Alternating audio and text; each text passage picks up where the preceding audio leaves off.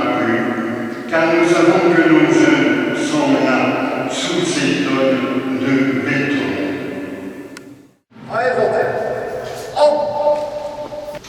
Jackie Thomas, mort pour la France. Capitaine Guy Hospital, mort pour la France. Lieutenant Antoine Dejean de la Bâtie, mort pour la France. Sergent Vincent Doubé, mort pour la France. Sergent Gilles Olivier, mort pour la France. Parachutiste Jean Corbellec, mort pour la France. Il y a 40 ans, le 23 octobre 1983, près de 60 soldats français périssaient dans la destruction de l'immeuble baptisé Drakkar à Beyrouth. Presque tous étaient des parachutistes, issus du 1er et 9e RCP, qui avaient été envoyés en mission au sein de la FMSP. Une pensée particulière nous envahit pour les 2 parachutistes finistériens morts pour la France. Le sergent Gilles Olivier, originaire de Landivisiau, et le parachutiste Jean-Sébastien Corbellec, natif de Carhaix. Profitons de ce moment pour leur rendre un hommage fraternel et avoir une pensée pour le Liban et les Libanais qui méritent de vivre en paix. 40 ans déjà. 40 ans viennent de s'écouler depuis le drame de la disparition de la 3e compagnie du 1er régiment de chasseurs parachutistes.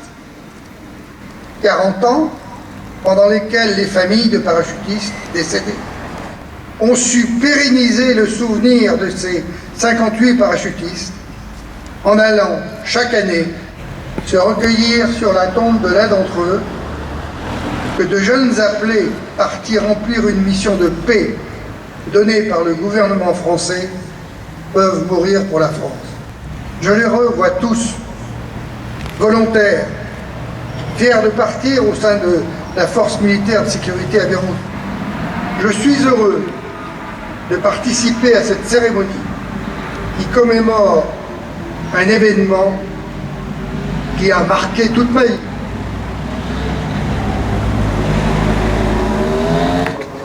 Notre premier contact avec l'armée est la préparation militaire parachutiste. En montant dans l'avion avec Tijan, nous ne savons pas ce qui nous attend, mais c'est sans trop d'appréhension et sans nous poser de questions que nous franchissons à plusieurs reprises la porte du Nord Atlas pour sauter dans le vide. C'est donc avec fierté qu'à la fin de nos 2 semaines d'instruction, nous recevons nos brevets prémilitaires para, car nous avons l'assurance de faire notre service militaire dans une unité des troupes aéroportées. Tijan rejoint également le 1er RCP début octobre 82 avec le contingent 82-10.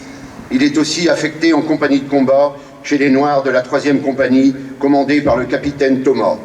Car la vie d'un jeune appelé au 1er RCP est alors intense avec une forte densité d'activités variées et diverses. Je n'étais pas au Liban, mais à la tragique disparition de Petit Jean, j'ai pleuré. Aujourd'hui, 40 ans se sont écoulés depuis sa disparition, mais je n'ai pas oublié le visage de Petit Jean. Il demeurera toujours présent dans ma mémoire et je garderai dans ma boîte à souvenirs les images de nos aventures de jeunes paras lorsqu'ensemble nous servions au 1er régiment de chasseurs parachutistes.